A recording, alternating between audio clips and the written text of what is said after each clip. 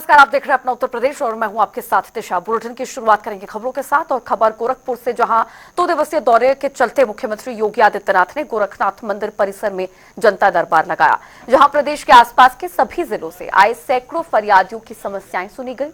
इस दौरान उन्होंने जनता दरबार में मौजूद अधिकारियों को तत्काल निस्तारण के निर्देश भी दिए। और कानपुर में डिप्टी सीएम केशव प्रसाद मौर्य ने गुरुद्वारे जाकर मत्था टेका। सपा पर वार करते हुए कहा कि आने वाले चुनाव में ये लोग संसद तक जाने के काबिल नहीं रहेंगे। कांग्रेस नेता प्रतिपक्ष राहुल गांधी पर जुबानी हमला बोलते हुए कहा कि संघर्ष से मिलती विरासत तो ऐसा आचरण नहीं करते। चरणों में नमन करता हूं और जो संघर्ष गुरु गोविंद सिंह जी और उनके पुत्रों ने किया है, 7 वर्ष और 9 वर्ष की आयु कोई आयु नहीं होती है, लेकिन राष्ट्र के लिए, धर्म के लिए उन्होंने दीवारों में चुनना जाना स्वीकार किया, लेकिन शीश झुकाना स्वीकार नहीं किया, धर्म परिवर्तन करना स्वीकार नहीं किया। आज हमें प्रेरणा भी मिलती है और किसी भी चुनौती का सामना करने का साहस भी जागृत होता है। अखिलेश यादव ने मोहन भागवत के बयान, मंदिर मस्जिद का बयान का समर्थन किया है, क्या कहेंगे? देखिए, मैं समझता हूं कि हमारे पूज्य सरसंघ चालक जी ने जो बयान दिया है, मैं राष्ट्रीय स्वयंसेवक संघ का स्वयंसेवक हूँ, हमारे लिए तो उनका हर बयान आदेश होता है, लेकिन श्री अखिलेश यादव जी या अन्य जो राजनीति अपनी अपनी राजनीति चमकाने के लिए समय समय पर राष्ट्रीय स्वयंसेवक संघ को हर समय निशाने पे लेते रहे हैं। आज उनको राष्ट्रीय स्वयंसेवक संघ अच्छा लगा है, मैं उनसे यही कहूंगा कि संघ की शाखा में भी जाना शुरू करें। संसद में जिस तरह से गतिरोध बना हुआ है, जिस तरह से कांग्रेस संसद का सत्र पूरा हो गया है, गतिरोध डालने वाले आने वाले समय में जब चुनाव होगा वो संसद में पहुंचने की स्थिति में नहीं रहेगी। राहुल गांधी ने संसद में हाथापाई की, क्या कहेंगे? ऐसे राहुल गांधी जी घमंड है, उनको विरासत में सियासत मिली है, तो विरासत में सियासत मिलने का जो घमंड होता है वो दर्शाता है। अगर संघर्ष से उनको सियासत में जगह मिली होती तो इस प्रकार का आचरण नहीं करते। और वहीं लखनऊ में पूर्व केंद्रीय मंत्री कौशल किशोर ने हजरतगंज स्थित अंबेडकर प्रतिमा पर धरना प्रदर्शन किया। धरने में बीजेपी के विधायक मौजूद रहे। गृह मंत्री अमित शाह के अंबेडकर पर दिए बयान को लेकर राहुल गांधी पर आरोप लगाया। कहा कि राहुल गांधी समेत विपक्ष लगातार अंबेडकर साहब का अपमान कर रहा है। डॉक्टर अंबेडकर जी का अपमान पंडित जवाहरलाल नेहरू जी से लेकर के आज तक की कांग्रेस के नेता लगातार डॉक्टर अंबेडकर जी का अपमान करते चले आ रहे हैं। पंडित जवाहरलाल नेहरू जी ने उस समय संविधान सभा जब बन रही थी तो संविधान सभा में न पहुंचे, इसलिए डॉक्टर अंबेडकर को कांग्रेस पार्टी ने हराया। फिर एक सीट खाली हुई, एक व्यक्ति ने इस्तीफा दिया, तब डॉक्टर अंबेडकर वहां से चुन करके आए, संविधान सभा में पहुंचे। दूसरा, संविधान सभा में ड्राफ्ट कमेटी का चेयरमैन बनने से रोकने का हर संभव प्रयास पंडित जवाहरलाल नेहरू ने और कांग्रेस पार्टी ने किया, लेकिन जो संविधान सभा में लोग थे, क्योंकि उनसे ज्यादा बुद्धिजीवी कोई उस समय नहीं था, इसलिए डॉक्टर अंबेडकर जी को वहां संविधान कमेटी का, ड्राफ्ट कमेटी का चेयरमैन बनाया गया। इसके अलावा डॉक्टर अंबेडकर से जो कांग्रेस पार्टी ने वादा किया था देश की आजादी के बाद का, वो नहीं पूरा किया। 2 बार वो चुनाव लड़े, 1952, 1956 में कांग्रेस पार्टी ने जबरदस्त विरोध किया डॉक्टर अंबेडकर को अपमानित करने के लिए। उन्हीं के सेक्रेटरी को उनके खिलाफ एक बार लड़ाया और लड़ा करके डॉक्टर अंबेडकर को चुनाव हरा करके अपमानित किया। बहुत मुश्किल में महात्मा गांधी जी ने पंडित जवाहरलाल नेहरू जी को मनाया कि डॉक्टर अंबेडकर को कानून का ज्ञान सबसे ज्यादा है, इसलिए उनको कानून मंत्री बनाइए। तब उनको कानून मंत्री बनाने पर राजी किया, बड़ी मुश्किल में कानून मंत्री बनाया। कानून मंत्री रहते हुए भी डॉक्टर अंबेडकर का अपमान पंडित जवाहरलाल नेहरू करते रहे, कांग्रेस करती रही। इसलिए डॉक्टर अंबेडकर जी ने अपने कानून मंत्री के पद से इस्तीफा देने का काम किया। उसके बाद 1975 में तत्कालीन कांग्रेस की राष्ट्रीय अध्यक्ष और प्रधानमंत्री इंदिरा गांधी संविधान को बर्खास्त करके लोकतंत्र की हत्या कर दी और इमरजेंसी लगा दी और 18 महीने से ज्यादा बगैर एमपी बने हुए, बगैर लोकसभा राज्यसभा का सांसद बने हुए वो जबरन प्रधानमंत्री बनी रही। और जो संविधान की प्रस्तावना है, जिसको सुप्रीम कोर्ट ने भी कहा था कि इसमें कोई परिवर्तन नहीं हो सकता, 1976 में इंदिरा गांधी ने संविधान की प्रस्तावना में अपनी मर्जी से संशोधन कर दिया, संविधान का अपमान किया डॉक्टर अंबेडकर का। 1976 में इंदिरा गांधी ने संविधान की प्रस्तावना में अपनी मर्जी से संशोधन कर दिया, संविधान का अपमान किया डॉक्टर अंबेडकर का। और देखिए, बसपा सुप्रीमो मायावती ने भी अमित शाह के बयान को लेकर सोशल मीडिया प्लेटफॉर्म पर पोस्ट किया है। उन्होंने लिखा, परम पूज्य बाबा साहेब डॉक्टर भीमराव अंबेडकर का श्री अमित शाह द्वारा संसद में किए अनादर को लेकर देश भर में लोगों में भारी आक्रोश है, लेकिन उनकी उपेक्षा और देश हित में उनके संघर्ष को हमेशा आघात पहुंचाने वाली कांग्रेस पार्टी का इसको लेकर उतावलापन, विशुद्ध छलावा और स्वार्थ की राजनीति बाबा साहेब का नाम लेकर उनके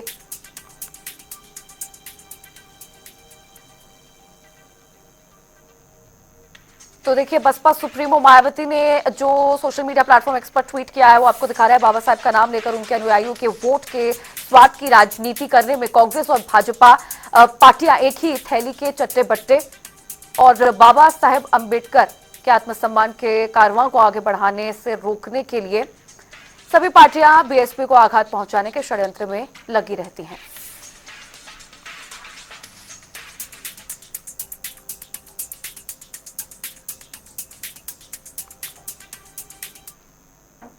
और आपको बता दें, समाजवादी पार्टी सांसद अवधेश प्रसाद ने अमित शाह के बयान पर प्रतिक्रिया दिया। उन्होंने कहा कि बीजेपी केवल ध्यान भटकाना चाहती है और जो बाबा साहब पर टिप्पणी की गई है उनके सम्मान के खिलाफ है।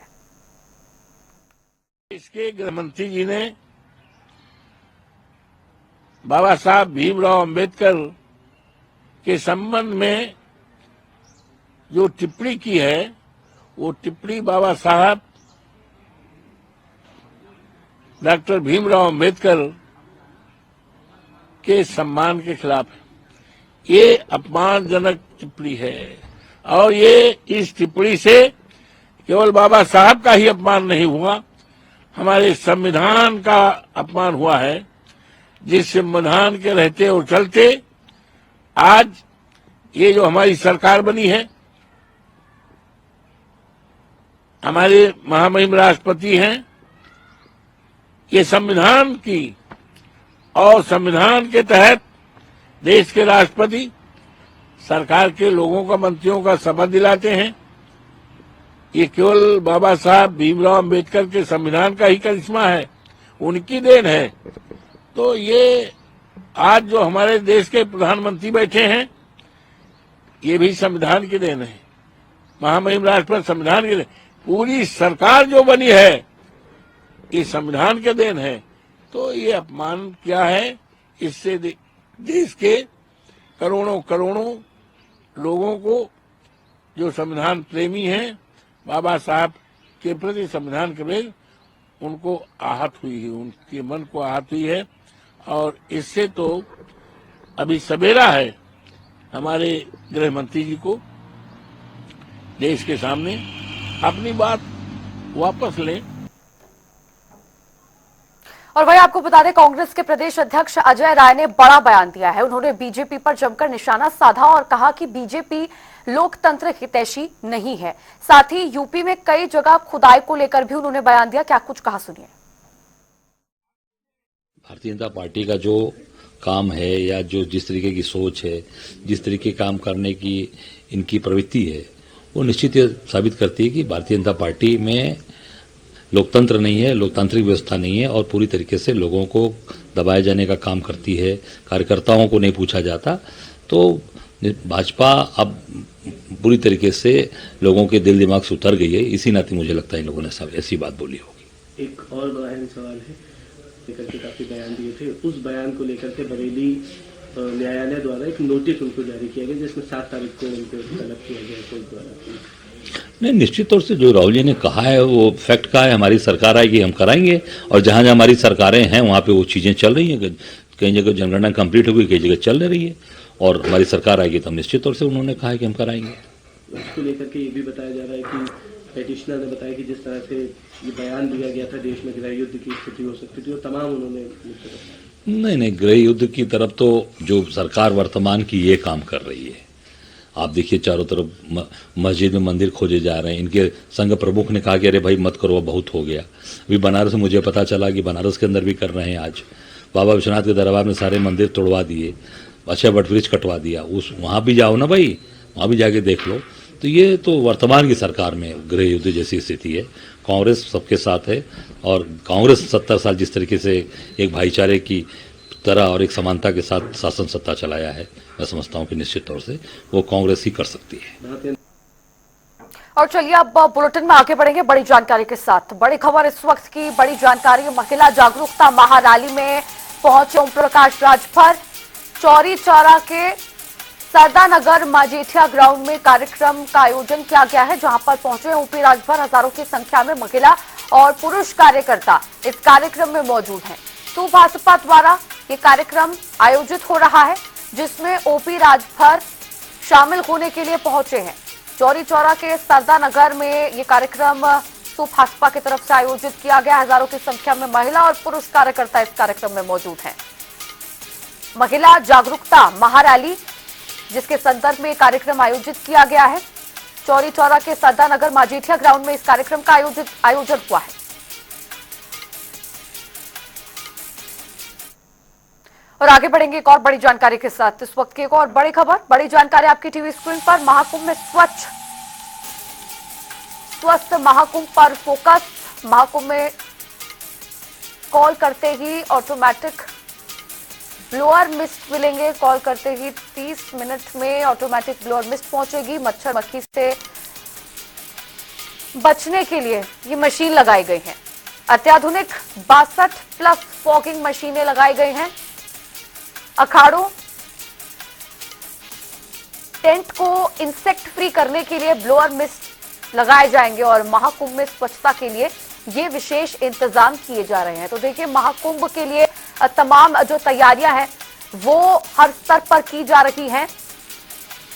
किस तरह से महाकुंभ के दौरान स्वच्छता जो है वो मेंटेन की जाए, इसको लेकर अब अलग तरह की जो पहल है वो की जा रही है। अखाड़ों और टेंट्स में इंसेक्ट फ्री करने के लिए ब्लोअर मिस्ट का उपयोग किया जाएगा। महाकुंभ में स्वच्छता के लिए ये विशेष इंतजाम किए जाएंगे। महाकुंभ में स्वच्छ महाकुंभ, स्वस्थ महाकुंभ को लेकर इसी पर फोकस बनाने के हेतु कॉल करते ही ऑटोमेटिक मिस्ट ब्लोअर मिलेंगे। 30 मिनट के अंदर अंदर ये मशीन्स जो हैं वो पहुंचेंगी। मिस्ट ब्लोअर्स की ऑटोमेटिक मशीन्स ये पहुंचेंगी, जिनकी वजह से स्वच्छता महाकुंभ के दौरान मेंटेन की जाएगी। इंसेक्ट फ्री अखाड़ों को बनाने के लिए, टेंट्स को बनाने के लिए ये विशेष इंतजाम किए जाएंगे।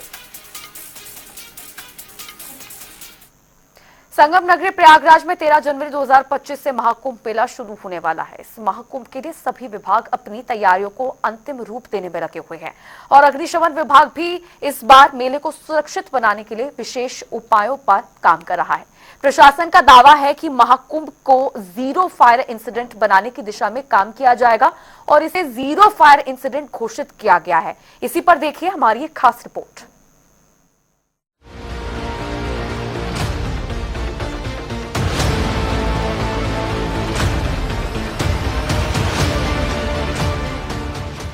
महाकुंभ 2025 के लिए प्रयागराज में तैयारियां जोरों पर हैं, जिसमें पहली बार अग्निशमन विभाग की ओर से 4 एटीवी और आने वाले श्रद्धालुओं को किसी भी प्रकार की परेशानी ना हो और वे पूरी तरह से सुरक्षित महसूस करें, इसकी तैयारी की गई है। इस बार फायर सर्विस द्वारा भारत में पहली बार 4 एटीवी का इस्तेमाल किया जाएगा, जो रेतीले या कीचड़ वाले क्षेत्रों में जाकर आसानी से आग बुझा सकते हैं।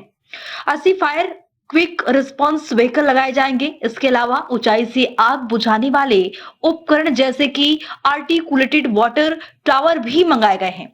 इन उपकरणों का इस्तेमाल उन स्थानों पर किया जाएगा जहां फायर कर्मी नहीं पहुंच सकते हैं या जहां आग बुझाने के दौरान जोखिम अधिक हो। महाकुंभ में इस बार 50 फायर स्टेशनों और 20 फायर पोस्टों का निर्माण किया जाएगा। इसके साथ ही 24 घंटे फायर फाइटर बाइक पर मेला क्षेत्र में निरीक्षण किया जाएगा।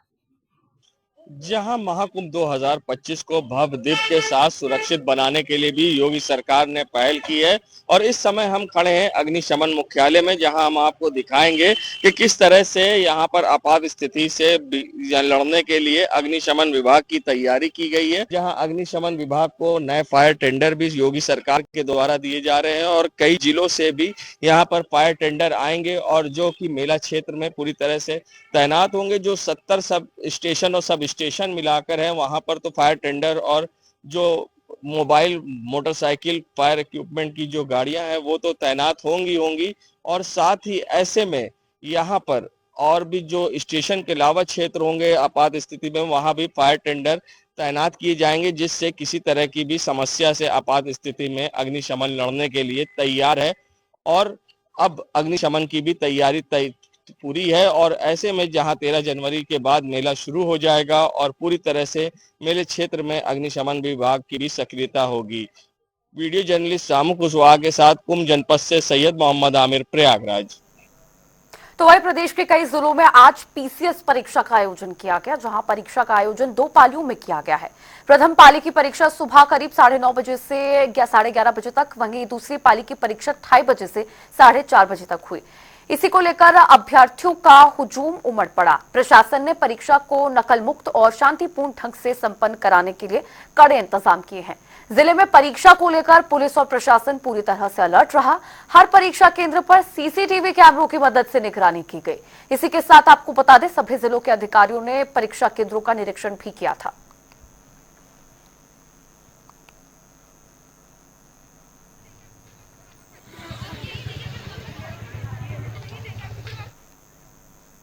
और चलिए बुलेटिन में रुक करेंगे ताबड़तोड़ खबरों का। फतेहपुर में छात्राओं से छेड़खानी करने वाले पर बीएसए ने उच्च प्राथमिक विद्यालय के प्रधानाचार्य गयासुद्दीन को किया निलंबित। साथ ही प्राथमिक विद्यालय के प्रिंसिपल शशि कुमार कश्यप भी सस्पेंड।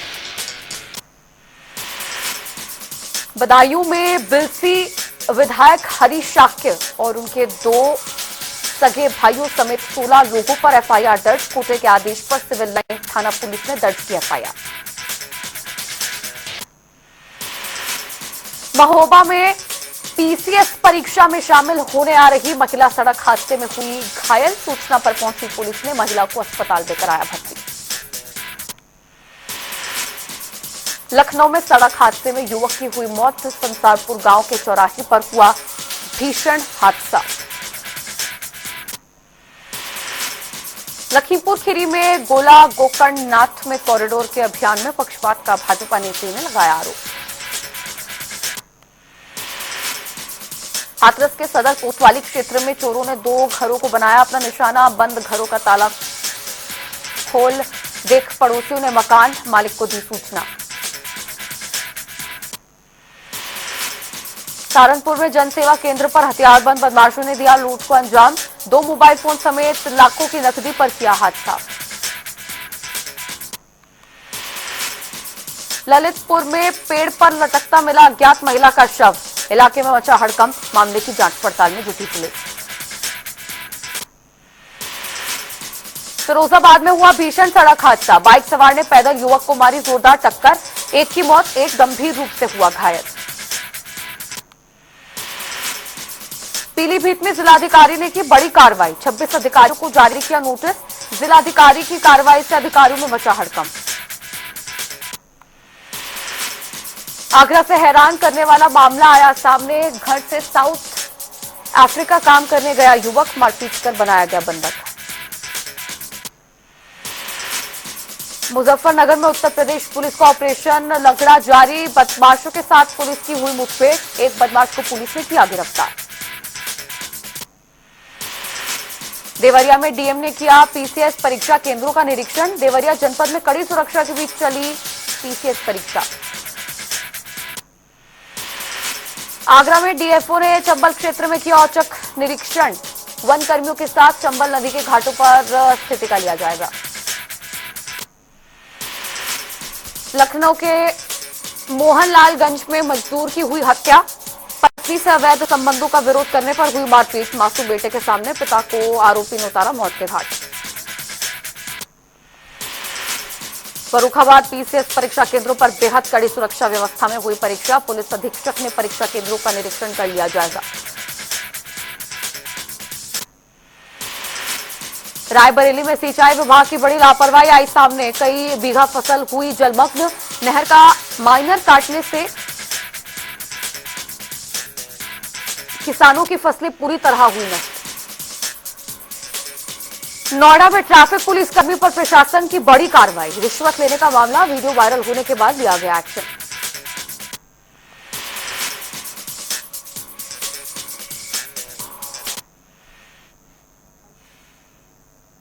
और चलिए बुलेटिन में रुक करेंगे एक बड़ी जानकारी का। इस वक्त की बड़ी खबर, बड़ी जानकारी आपकी टीवी स्क्रीन पर। जनता टीवी की खबर का बड़ा असर देखने को मिला। इस वक्त की बड़ी जानकारी, एक युवक को जान से मारने का प्रयास, उसमें संज्ञान। गढ़वाल आईजी राजीव स्वरूप ने इस पूरे मामले में संज्ञान लिया है। हरिद्वार के रानीपुर कोतवाली क्षेत्र का यह पूरा मामला बताया जा रहा है, जिसमें संज्ञान लिया गया है। आईजी राजीव ने कहा कि कार्रवाई इस मामले में जरूर होगी। युवक पर 9 दिसंबर को जानलेवा हमला हुआ था और इंसाफ के लिए दर दर युवक के परिजन भटकते रहे। जनता टीवी ने इस खबर को दिखाया। इस खबर का बड़ा असर देखने को मिला। युवक को जान से मारने का प्रयास 9 दिसंबर को किया गया था और अब इस पूरे मामले पर संज्ञान लिया है गढ़वाल के आईजी राजीव स्वरूप ने। उनका कहना है कि इस पूरे मामले में कार्रवाई की जाएगी। हरिद्वार के रानीपुर कोतवाली क्षेत्र का यह मामला है। आईजी राजीव ने कहा कि पूरे मामले में कार्रवाई जरूर होगी, सख्त से सख्त कार्रवाई होगी। 9 दिसंबर को जानलेवा हमला युवक पर हुआ था और इंसाफ के लिए दर दर युवक के परिजन भटकते रहे, जिसके बाद अब आईजी का कहना है कि मामले पर कार्रवाई होगी, एक्शन लिया जाएगा, पूरे मामले की जांच पड़ताल की जाएगी, हर एक पहलू को खंगाला जाएगा और कड़ा एक्शन इस मामले के खिलाफ लिया जाएगा। मामले की छानबीन के बाद इस पर कार्रवाई होगी और इस खबर को दिखाया था जनता टीवी ने, जिसका अब असर देखने को मिला है। आईजी राजीव ने इस पर बयान दिया है, जानकारी साझा करते हुए कहा है कि इस मामले पर कार्रवाई जरूर होगी। इंसाफ के लिए युवक के जो परिजन है वो दर दर भटकते रहे, इंसाफ की मांग को लेकर जगह जगह गए, लेकिन तब भी कुछ नहीं हुआ। 9 दिसंबर को ये जानलेवा हमला युवक पर हुआ था और उसके बाद से अभी तक इस मामले में कोई कार्रवाई नहीं हुई। हरिद्वार के रानीपुर कोतवाली क्षेत्र का ये पूरा मामला है, जहां पर 9 दिसंबर के दिन युवक पर जानलेवा हमला किया गया था और अब इस पूरे मामले में संज्ञान लिया गया है। आईजी राजीव ने इस मामले में संज्ञान लिया है और संज्ञान लेते हुए बड़ा बयान दिया है। कहा है कि मामले में कार्रवाई जरूर होगी, कड़े से कड़ा एक्शन लिया जाएगा, मामले के हर एक पहलू को खंगाला जाएगा। और इस खबर के साथ बुलेटिन में फिलहाल के लिए इतना ही। रुक रहे हैं एक छोटे से ब्रेक के लिए।